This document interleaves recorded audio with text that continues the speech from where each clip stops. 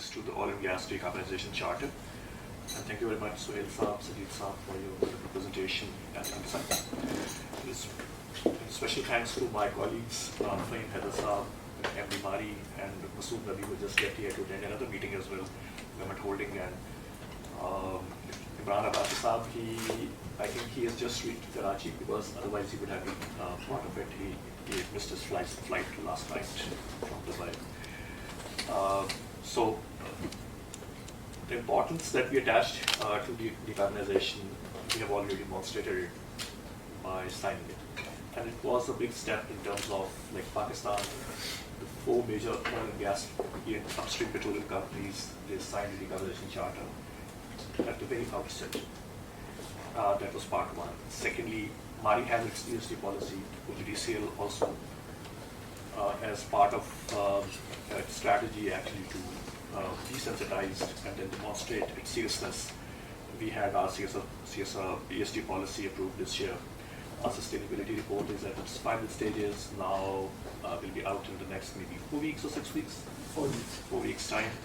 And going forward, we are also sort of working very seriously in terms of on both fronts, as part of our business operations, as well as industry, academia partnership as well. We are collaborating with GIK on a prototype green hydrogen project, and we are also supporting an incubation center at LUMS for green energy. Further, also engaged with LUMS Energy Institute for solarization of our fields and our establishments in order to sort of, again, as part of our seriousness towards environment and sustainability. That is one part of it. The other part is that we have learned today from the presentations from the subject specialists. I would not see it as a challenge, but I think it's a huge opportunity which is lying ahead, and we need to just try to explore it and tap that. So there is a lot to learn from the experts.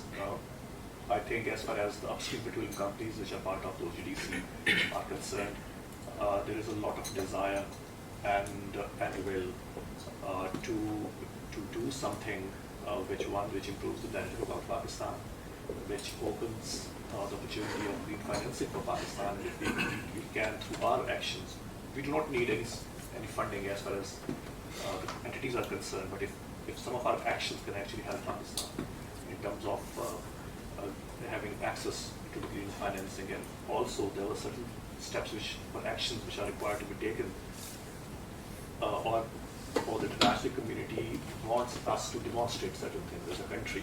So we are there to play our role. So we'll be more than happy actually to hear from you and to learn from you. The other important aspect is where we need visibility, and there is little visibility, is how to take benefit of this carbon credit regime, and how is it applicable in Pakistan, because there is a lot of, still it's a gray area, it's too vague. The regulatory or the policy framework at the government level is, as far as we are concerned, it is largely missing, or we have to catch up. So where any role which we are required to play, we'll be more than happy to hear from your side. There is a further engagement needed, collaboration needed, we are there. And so one takeaway from today's event is that there is a lot which can be achieved. And on this table, I'm 100% sure that there is consensus that we need to move ahead in a collaborative way. So Bilal sir, now a lot depends on you, how to take best out of us. Thank you very much. We have done our baseline assessment. We have aligned our sustainability strategy with the goals. We have issued our actually integrated annual report this year, ESG as part of it. We have signed to the charter. But I would not repeat what Lux has said. I have certain concerns and certain things which I would like to highlight. Number one, I was going through the ExxonMobil energy outlook, and it's very clearly stated there that until 2050, 50% of the energy mix is going to come from gas. And actually what surprised me the most was the growth they are projecting on solar and wind. Again, is 4% today, it's going to be 8% in 2050. So I don't know how reliable that report is. So one thing which people need to understand that this industry is very, very critical for a reliable and sustainable energy source for many, many years to come.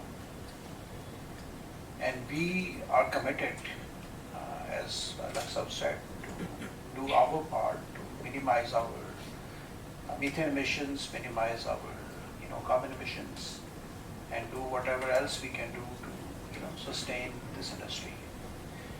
But I think what is missing at the government level is a holistic combined effort. I mean, right now we are running coal power plants, and the RLNG based power plants are on the not on the priority list.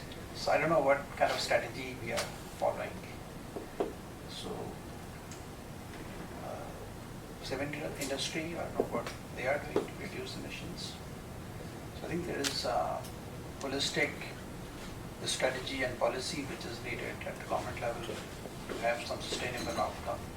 Yeah. So this was my first point, and in the interest of time, I would maybe just stop and give other people a chance to speak. Many of you who are here actually, that you have signed this global coalition.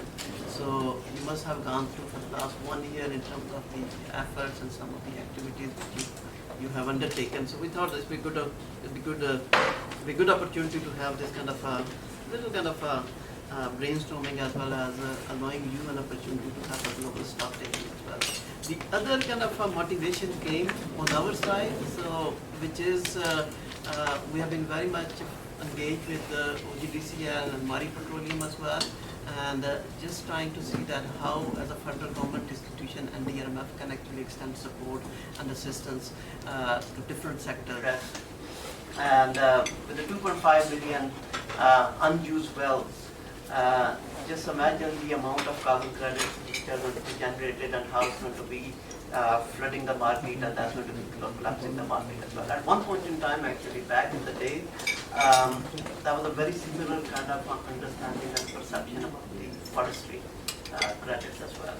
And the international community actually, in order to avoid that, and they tightened the screws so much that very few actually forestry credits actually get them. So the pendulum shifted gone exactly on the other direction, opposite direction.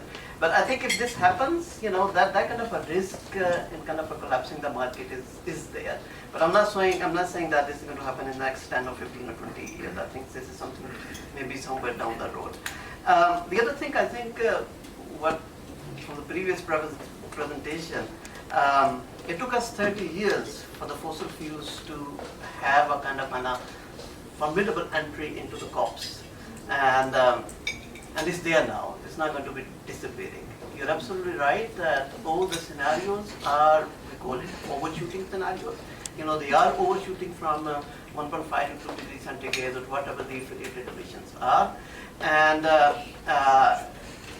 we don't know whether the emission level is going to be escalated at the next COP or the next COP or not.